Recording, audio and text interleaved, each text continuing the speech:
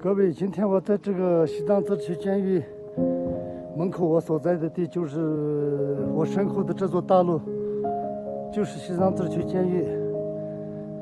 西藏自治区监狱2019年开始剥夺我的这个探视权，还有这个通信自由权，已经快5年了。